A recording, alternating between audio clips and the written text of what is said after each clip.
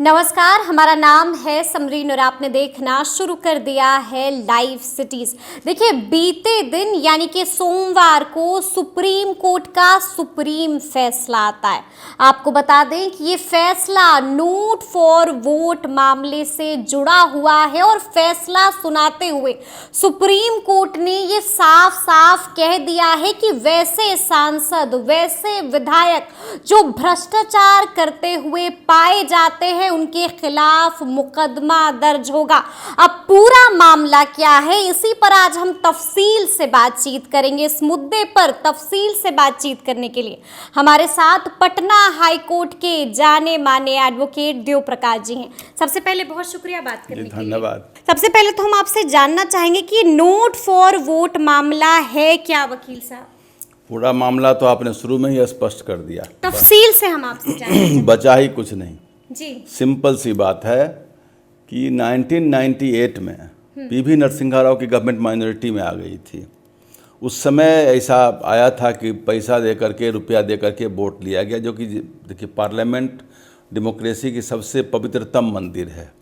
अगर वहाँ पैसा पर वोट चलेगा तो उस दिन डेमोक्रेसी का अंत हो जाएगा, और लगभग अपोजिशन तो उस बराबर हो ही रहा है। इस ढंग की चीज़ ऐसे ऐसे लोग पहुंच रहे हैं जो वहाँ पैसा कमाने पहुंचते हैं। कल के लोग दुनिया जहाँ जीवन सब कुछ छोड़ के गए थे, आज वहाँ पैसा से आके वोटिंग इधर उधर क्रॉस वोटिंग करते हैं। मैंने पहले तो हम लोग सोचते को फलाना विचारधारा है कि फलाना पार्टी में है, अब कोई ना विचारधारा है ना कोई सिद्धांत है, बस यही आवश्यकता में बने रहो।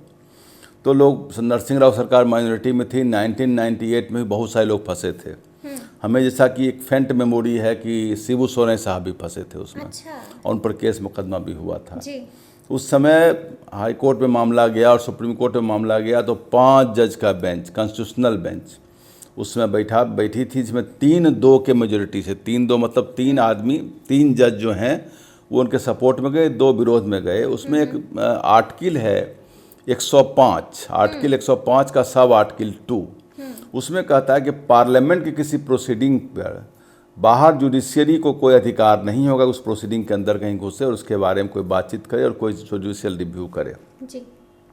सिमिलरली 194, आर्टिकल 194 के सब आर्टिकल 2 में यह है कि लेजिस्लेचर में जो होता है, विधानसभा विधान परिषद में जहाँ भी ये कुछ इस ढंग की बात होती है, उसके किसी प्रोसीडिंग पर बाहर में कोई लीगल केस नहीं होगा। कोई बीच में भी नीतीश कुमार के जी बारे में कुछ बोल दिए थे ना, तो बाहर लोग केस मुकदमा कर रहे थे। हमको लगता है आपने ही हमसे बाइट लिया था, तो मैंने कहा वो मुजफ्फरपुर में किसी केस के बारे में आप बोल रहे, मैंने कहा वो कुछ नहीं होगा क्योंकि वो प्रोटेक्टेड है मामला वो।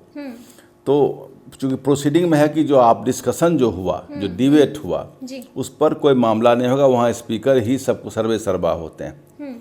लेकिन अब एक बात और हो गई। सिमिलरली एक और भी सेक्शन आर्टिकल है 121।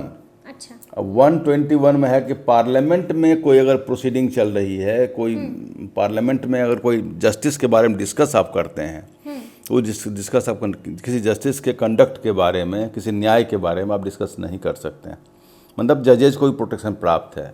सिमिलरली यह भी है कि अगर पार्लियामेंट में सांसद लोग कोई डिबेट करते हैं, कोई डिसीजन करते हैं, किसी विषय पर बातचीत होती है, तो उसकी जुडिशियल रिव्यू नहीं होगी।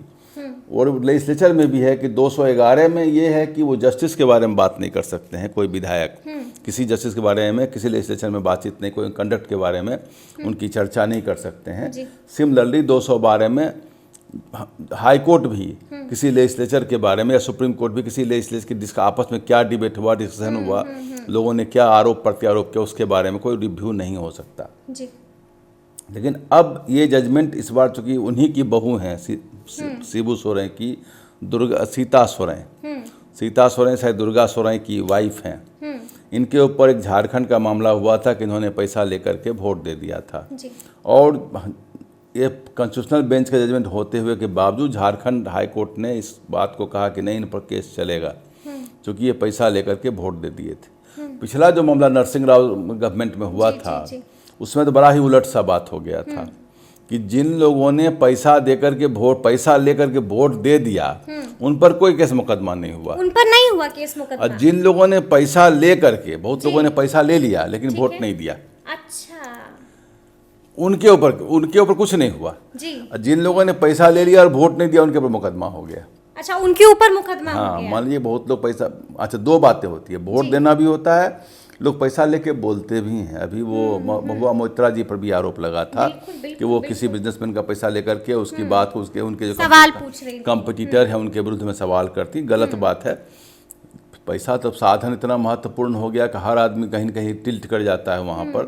लेकिन अब क्या कहा जाए, समय का ये इस ढंग का हो गया है, लेकिन सर्वाइवल मुश्किल हो जाएगा अगर सब लोग इस ढंग से गिर जाएंगे। पार्लियामेंट सबसे सर्वोत्तम मंदिर है, तो सवाल भी अगर आप करते हैं या कोई मान लीजिए किसी के बारे में भाषण देते हैं, बोलते हैं और पैसा लेके बोलते हैं या विरोध करते हैं, तो वो भी गलत है। वो भी गलत साथ साथ यह भी गलत है कि कुछ लोग पैसा भी ले लेते हैं और बोलते भी नहीं है। अच्छा, तो ऐसा भी बहुत ईमानदार लोग हैं ना कि भाई वो देख लेते हैं कि बोलेंगे तो गड़बड़ा जाएगा तो हमारे को लेकिन पैसा ले लेते हैं। पैसा ले लेते हैं जी। तो सुप्रीम कोर्ट के 7 जजों के बेंच ने कल एक फैसला दिया। उस फैसला में कहा कि नहीं साहब, आपका जो 194 और 105 है, जिसके तहत आपको प्रोटेक्शन दिया है कि आपके किसी प्रोसीडिंग को हम टच नहीं करेंगे, किसी में हम इंट्रूड नहीं करेंगे, और आपको जो 122 में और 212 में जो प्रोटेक्शन दिया वो उसमें भी हम नहीं घुसेंगे। लेकिन अगर आप करप्शन करेंगे, पैसा लेकर के वोट देंगे, जो आपने कहा नोट फॉर वोट, जो शुरू में ही आपने कहा, तो वो प्रिवेंशन ऑफ करप्शन एक्ट के सेक्शन 7 के अधीन होगा। प्रिवेंशन ऑफ करप्शन एक्ट का केस सीबीआई देखती है। अच्छा, सीबीआई देखती है, आपके बिहार में जो इकोनॉमिक ऑफेंस विंग है वो भी देखती है। सेक्शन 7 में है कि अगर करप्शन करेंगे, पैसा लेंगे, तो सज़ा 3 साल से लेकर 7 साल तक सज़ा उसमें होगा।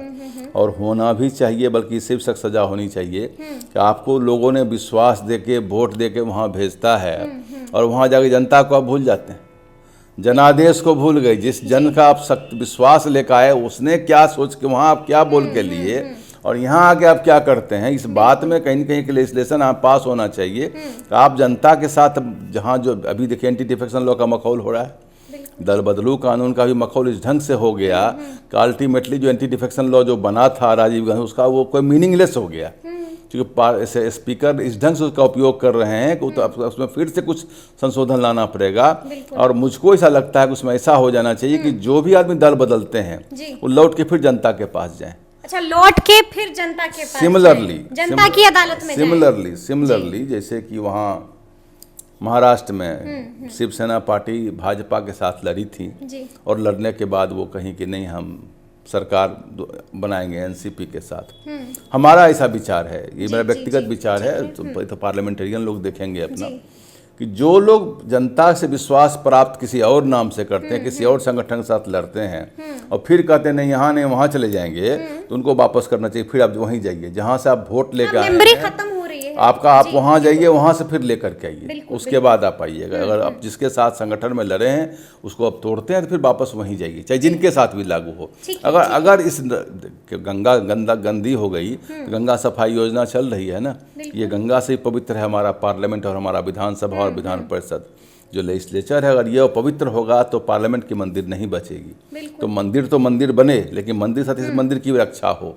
तो सुप्रीम कोर्ट का बहुत ही नायाब और बहुत ढंग का निर्णय है। 1-2 निर्णय और इस ढंग का आ जाए, और हम तो कहेंगे कि सांसदों को भी इस ढंग का एक निर्णय हो जाना चाहिए पार्लियामेंट से, ताकि भविष्य के लिए जो भी लोग बैठे हुए हैं सरकार में, उनकी सुरक्षा भी हो जाएगी। कि अगर साथ में कहीं सरकार मान लीजिए संगठन बनाकर के वो जनता के सामने जाते हैं, हम ये 4 आदमी हैं, 4 पार्टी, हम साथ में लड़ करके आपके साथ आ रहे हैं, अगर आप वहाँ से वापस आते हैं, आप जाइए जनता के पास दोबारा, फिर आके मत लेकर पाइए। हाँ बिल्कुल, क्योंकि अभी भी हमने देखा है कि जो खेल हुआ है बिहार में, उसके बाद उन तमाम पार्टियों ने, नहीं हम जिक्र अभी बिहार का कर रहे हैं कि उन तमाम पार्टियों ने अध्यक्ष से मांग की है कि उनकी मेंबरी खत्म कर दी जाए। नहीं, बिहार में तो जो एरर हुआ था, जैसे कि नीतीश कुमार साहब खड़े हुए थे, भाजपा के साथ चुनाव लड़े थे और बीच में उन्होंने बदल दिया, तो वो गलत था। अच्छा। अब तो जनादेश के साथ हो गए, अब जनादेश भाजपा के साथ तब वापस हो गया, तो समझिए एरर हैज बीन करेक्टेड, तो वो दूसरी चीज हो गई। लेकिन और जगह जहां ऐसा हुआ या कल को ऐसा हो, इसका रोक लगना चाहिए, रोक लगनी चाहिए। जनता को धोखा देना में सजा भी डिक्लेयर करना चाहिए। जनता को धोखा आप नहीं दे सकते। नहीं दे ऐसे सकते हैं, लोगों जनता को- के ऐसे साथ लोगों खिलवाड़ नहीं को कर ऐसे सकते। लोगों को इलेक्शन से डिबार करना चाहिए ठीक है। कि भविष्य में 10 साल इलेक्शन लड़ ना सके, ऐसे लोग डिबार भी करना ठीक है, चाहिए। ठीक है। कि वकील जब साहब, तक हम आपसे ये भी नहीं जानेंगे। होगा, जी। ये गंगा पवित्र नहीं होगी। नहीं होगी। ठीक है, हम आपसे ये भी जानेंगे वकील साहब कि हमने जैसे कि बताया भी कि बड़ा फैसला सुप्रीम कोर्ट ने बीते दिन सुना दिया, यानी कि 26 साल पहले अपने ही फैसले को पलट दिया है। हम जानना चाहेंगे कि तब के फैसले में और अब के फैसले में क्या अंतर है वकील साहब? पूरा पलट दिया, ओवर रूल कर दिया, सब पूरी तरह से? पूरी तरफ पलट दिया। अगर उसने कहा पूर्व तो इसने कहा पश्चिम। अच्छा।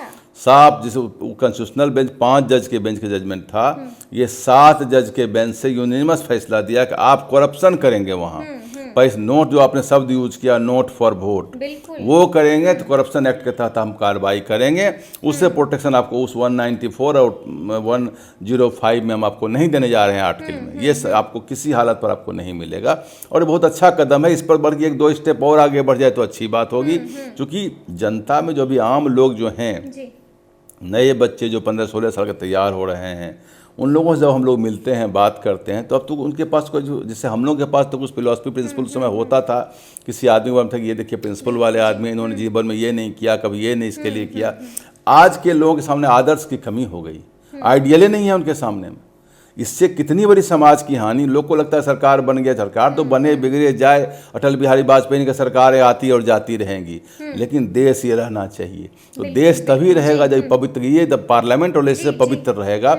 इसकी पवित्रता को धूमिल करके कोई सरकार बनाते हैं तो इससे बड़ा महापाप कोई नहीं होगा। महापाप कोई नहीं होगा। वकील साहब, हम ये भी जानना चाहेंगे कि उस विशेषाधिकार का क्या हुआ जो सांसदों को मिलता है, विधायकों को मिलता है, उसका क्या हुआ? क्या वो विशेषाधिकार भी अब समाप्त नहीं, विशेषाधिकार है।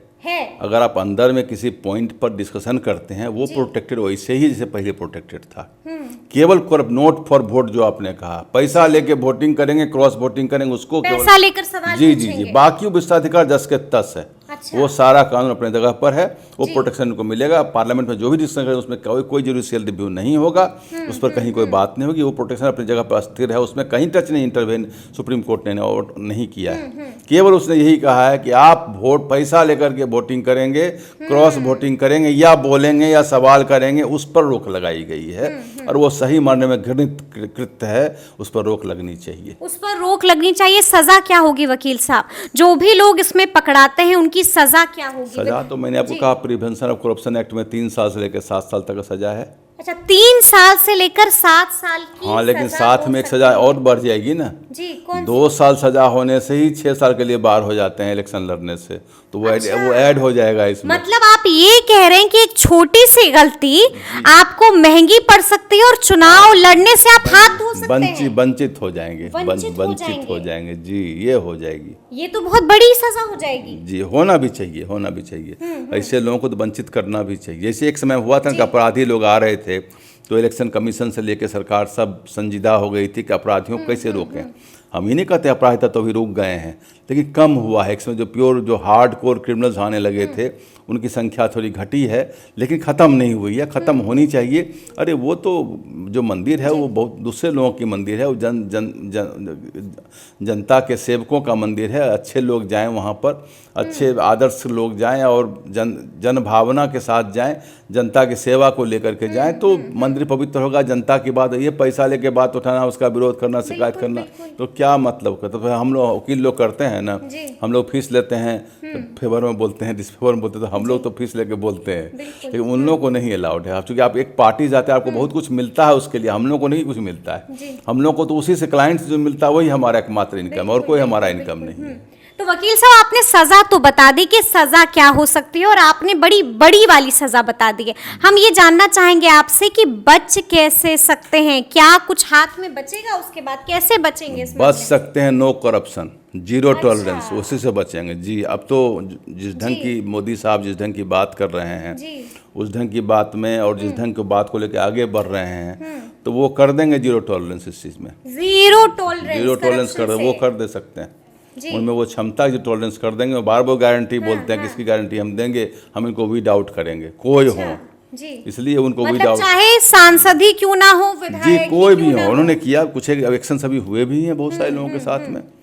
जो एक दो ठो तो मान लीजिए किसी के डिफेमेशन हुआ तो उस पर हम लोगों ने भी कुछ कहा था, लेकिन ये तो बहुत बड़ा क्राइम है कि पैसा लेके इस पार्टी से उस पार्टी, उस पार्टी से उस पार्टी, उसका सवाल या पैसा लेके सवाल करना, ये भी उतना ही बड़ा कुकर्म है। बिल्कुल जी। तो ये हमको लगता है कि वर्तमान सरकार उस शक्ति में है और वो उसकी मंशा भी है कि इसको हम शुद्ध कर दें, शुद्ध कर दें सब जी, कुछ, जी, यानी कि करप्शन से जीरो टॉलरेंस वाली बात कहते हैं। पर ये देखिए करप्शन एक दिन नहीं जाएगा, करप्शन के लिए सतत प्रयास करते रहना पड़ेगा, करते रहना क्योंकि लोग नायाब तरीके निकालते रहते हैं बचने का। बिल्कुल बिल्कुल। तो उसका नायाब तरीके से बच के देखिए अब ईडी एक्ट निकला है ना, ईडी में जो नायाब तरीकों को भी पकड़ा है कि आप रहेंगे यहाँ, घर बनवाएंगे कहीं और, किसी और से वहाँ सीमेंट दिलवाएंगे, किसी और से मकान बनवाएंगे, अब उसको भी हम पकड़ेंगे। मतलब अब ये सब चीज बर्दाश्त टॉलरेट नहीं की जाएगी। तो सुना आपने क्या कुछ कहा है वकील साहब ने, तफसील से हम लोगों ने चर्चा की है सुप्रीम कोर्ट के सुप्रीम फैसले की। तो ये पूरी बातचीत आपको कैसी लगी है कमेंट करके हमें ज़रूर बताइएगा। तो इस तरह के तमाम अपडेट्स के लिए ऐसे ही हमारे साथ बने रहिएगा और देखते रहिएगा लाइव सिटीज़। बहुत शुक्रिया।